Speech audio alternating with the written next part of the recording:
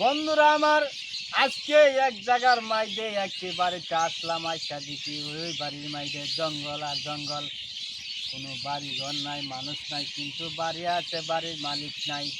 আসল কথা হইল, কিন্তু ওই গাছে কিন্তু অপেক্ষা করতেছে কবে জানে মানুষ আসবে।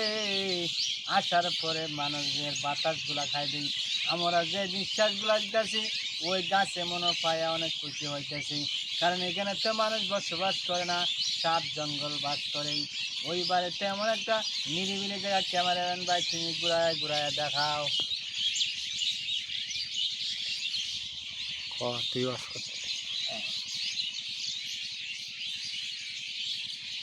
আসল কথা হইল, যে কথাটা আজকে আপনাদের সামনে তুলে ধরবো, আমার আল্লাহ পাক রব্বুল আলামিন বলেছেন, যেই বান্দা একবার সুবহান আল্লাহ বলবে তার 10টা গুনাহ মাফ হয়ে যাবে, এবং কি একবার সুবহান আল্লাহ বলার কারণে উহুদ পাহাড় পরিমাণ সওয়াব আল্লাহ আমলনামা দান করবে। সুবহানাল্লাহ। সুবহানাল্লাহ।